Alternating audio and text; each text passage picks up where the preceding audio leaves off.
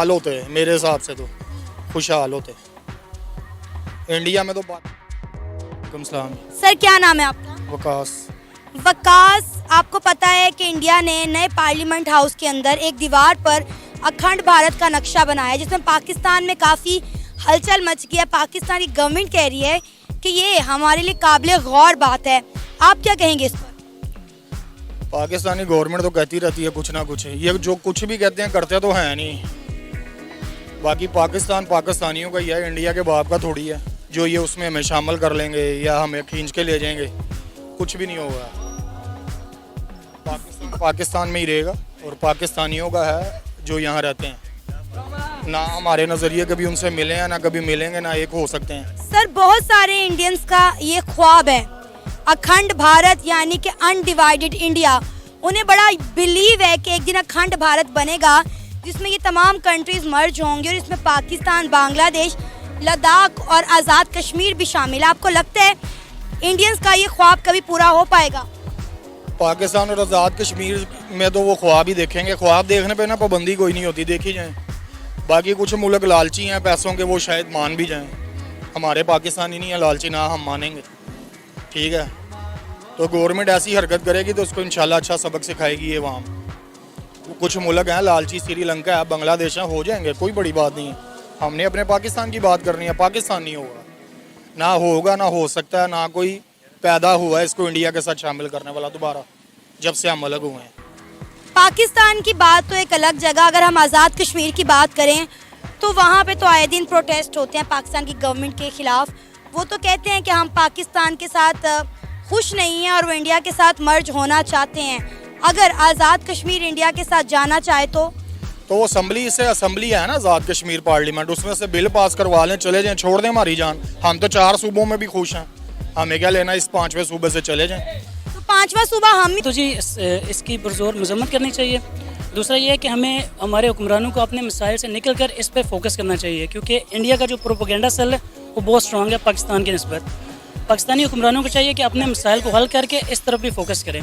जैसे कि उन्होंने अपने नक्शे में गिलगित बल्तिस्तान और कश्मीर को शामिल किया हुआ है, तो हमें भी प्रोपोगेंडा अपना तेज़ करना चाहिए और इंटरनेशनल लॉबिंग करनी चाहिए, ताकि उनका ये मजमूम मकासद जो कामयाब नहीं हो सकेंगे, लेकिन उसका हमें भरपूर जवाब सोशल मीडिया के ज़रिए ज़रूर देना चाहिए। सर अखंड भारत वाले हैं पाकिस्तान को, वो सारे हार्वर्ड ग्रेजुएट हैं, कैम्ब्रिज के पढ़े हैं, फिर हम ऑक्सफोर्ड के पढ़े हैं। उनमें जाहिल तो कोई भी नहीं है, लेकिन ये कि उनके अंदर पाकिस्तानियत नहीं है, नेशनलिज्म नहीं है। वरना कहते हैं वो चाय वाला जो है वो कांग्रेस में आके स्पीच देने लगे। इनको सबक सीखना चाहिए कि वो चाय वाला जो है, उनको लेटर आज कांग्रेस ने लिख दिया है 2 घंटा पहले, जिसपे दोनों जो मेजॉरिटी लीडर थे हाउस के, केविन मकार्थी, और उसके बाद चक शूमर सेनेटर हैं जो लीडर हैं डेमोक्रेट पार्टी के, मेजॉरिटी के, दोनों हाउसेज में जॉइंट सेशन में। और मोदी जी 5वें प्राइम मिनिस्टर होंगे कांग्रेस में स्पीच डिलीवर करने के लिए। बहुत बड़ा एजाज है, बहुत बड़ा एजाज, बहुत बड़ा, बिल्कुल बहुत बड़ा एजाज है। यहाँ आएंगे। कल की सबसे बड़ी खबर ये थी कि तेजा के जहाज जीएम जो है वो प्लांट लगाएगा भारत में। तेजा तैयारों के इंजन वहां बनेंगे। और मैं समझता हूं कि मोदी जी का इससे पहले जो जापान का दौरा और पैसिफिक का दौरा जो था वो वाज वेरी सक्सेसफुल। ऑस्ट्रेलिया का दौरा बड़ा सक्सेसफुल था उनका। मैं समझता हूं कि उन्होंने इंडिया के इमेज को 4 चांद लगाए, इसमें कोई शक नहीं है। और अपने मुल्क के लिए देखें, he is representing majority Hindus. Hindustan is for Hindus, और उनके लिए वो अच्छे हैं। उन्होंने he has taken his country to the next level। हमारे भारत का नक्शा बनाया गया, जिसे लेकर पाकिस्तान में काफी हलचल मच गई है। पाकिस्तान की गवर्नमेंट का कहना है कि ये हमारे लिए काबिल गौर बात है। आप क्या कहेंगे इस पर? काबिल गौर बात यहाँ तक सही है, लेकिन ऐसे पॉसिबल नहीं है इन फ्यूचर। और मैं ये समझता हूँ कि हमारे पॉलिटिक्स के जो हालात हैं उसको एक साइड पे रख के ना, हम पाक आर्मी को देखते हैं और अपनी आवाम को देखते हैं। तो उस लिहाज से मैं नहीं ये समझता कि कल को मतलब ऐसा कोई सीन क्रिएट होने वाला है। तो ये हमेशा से दुश्मन ममालिक जो है जितने भी हैं हमारे, मतलब अगेंस्ट जितने भी हैं, इंडिया हो गया, तो ऐसे प्रोपोगंडे तो होते रहते हैं, लेकिन ऐसा पॉसिबल नहीं है। और सोचना, ख्वाब देखना हर बंदा देखता है ख्वाब, लेकिन हर ख्वाब पूरा नहीं होता। सर बहुत सारे इंडियंस का इस पर बिलीव है कि एक दिन अखंड भारत बनेगा, तो क्या लगता है क्या कभी ये लाइफ में ऐसा पॉसिबल हो पाएगा? क्योंकि अखंड भारत यानी कि अनडिवाइडेड इंडिया 1947 से भी पहले का इंडिया में बहुत सारी कंट्रीज इंक्लूडेड पाकिस्तान, बांग्लादेश, आज़ाद कश्मीर, लद्दाख शामिल है। असल में देखें, अगर उनको इतना यकीन है तो उनको ये भी यकीन था, आर्मी की बात कर लें या उनकी आवाम की बात कर लें, 1965 में उन्होंने ये सोचा था कि लाहौर में नाश्ता करेंगे हम, ठीक है। तो ये सारे मामलात जो है ना, ख्वाब हर बंदा देख सकता है, बात वही है। तो लेकिन रियलिटी बेसिस नहीं है ये चीज़ें, और हमारे लिए तो बिल्कुल मैटर नहीं करती, पाकिस्तान के लिए, पाकिस्तान की आवाम के लिए, और हम तो ऐसा सोचते भी नहीं हैं, और हम हमेशा मात देते आए हैं दुश्मन ममालिक को। तो इंडिया ये सोचना भी छोड़ दें। सर मुझे ये बताएं कि अगर थोड़ी देर के लिए हम इमेजिन कर लें 1947 में पाकिस्तान ना बना होता, डिवीज़न ना हुई होती और हम इंडिया के साथ ही रह रहे होते, बांग्लादेश अलग ना हुआ होता, आज़ाद कश्मीर और जम्मू कश्मीर का मसला ना होता, तो क्या होता? मैं ये समझता हूँ कि कदम तो बहुत अच्छा था मोहम्मद अली जिन्ना का, तो उस पे जो अब हालात हमारे हुए हैं ना, उसमें ये नहीं है कि हम ये सोचते रहें कि अगर तब बरे सगीर होता तो ऐसे होता वैसे होता। ये बेहतर हुआ है, हमारा सब्ज़ हिलाली परचम जो है ना, वो हमारी पहचान बना और हमें पहचान दी गई। तो अल्लामा इकबाल के ख्वाब पूरे हुए, ठीक है, अवाम की कोशिशें, मुरादें पूरी हुई, और अल्हम्दुलिल्लाह हम खुश हैं अपने पाकिस्तान के साथ। और मेरा नहीं ख्याल, मैं ये सोचता हूँ कि वो हम कभी भी उसमें सेटिस्फाइड ना होता। सर आपको लगता है कि 75 साल हमने इस मुल्क को बनाने में जितनी जद्दोजहद की, जो कुछ किया, आज हमारे हुक्मरान इसको सही से लेकर चल रहे हैं, हमारे बड़ों ने कुर्बानियाँ दी, बहुत कुछ हुआ, बहुत कुछ बर्दाश्त करना पड़ा, बहुत सारे अपनों से बिछड़ गए, बड़ा खून खराबा देखने को मिला।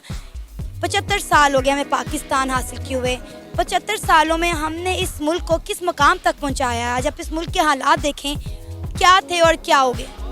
मैं इसमें सिर्फ सियासतदानों को या लीडर्स जितने भी हैं उनको मैं नहीं ठहराता। मेरे लिए सब एक ही मायने रखते हैं, ठीक है। सब ने अपनी कोशिशें की जैसे भी हुआ, लेकिन मैं और आप एक सब ये रिसेंटली की हकीकत जानते हैं जो बयान नहीं कर सकते। तो इस टॉपिक को आप ज़रा क्लोज़ कर दें, वो ज़्यादा बेहतर है मेरे लिए भी और आपके लिए भी। तो हमारे जो पॉलिटिक्स के लिहाज से जो सूरत हाल है, मैं समझता हूँ सबको सुधरना चाहिए।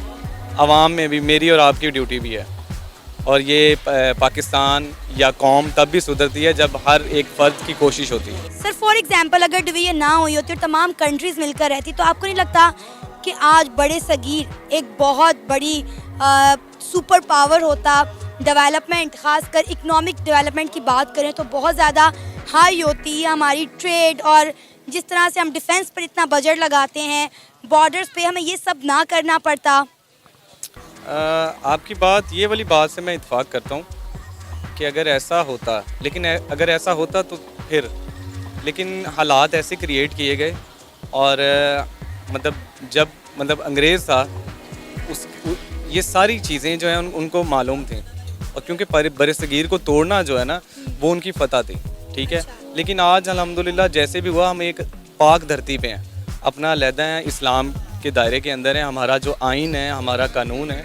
आपने इंडियन जो मसाजिद का देखा, उनको शहीद किया गया और बड़े मसले मसाइल हुए। हालांकि हम अक़लियत की बड़ी कदर करते हैं अपनी कंट्री में रह के, हम उनके जो हमारे ईसाई मज़हब के हैं या हिंदू निज़म है, कराची में है, जहाँ पे भी है, हम उनकी रिस्पेक्ट करते हैं, उनके इबादत गाहों की हम कदर करते हैं। लेकिन ये जितने भी मामलात क्रिएट किए जाते हैं ये आवाम की तरफ से ही होते हैं। मैं नहीं समझता कि कोई उनकी गवर्नमेंट की तरफ से हो या हमारी गवर्नमेंट की तरफ से कोई ऐसे इकदाम हो। अच्छा पॉजिटिव सोचना चाहिए, वो भी हमारे भाई हैं। मुझे एक चीज़ समझ नहीं आती कि जब भी हम हिंदुस्तान की बात करते हैं तो हम एक ही बात करते हैं कि इंडियन मुस्लिम वहाँ पर खुश नहीं है।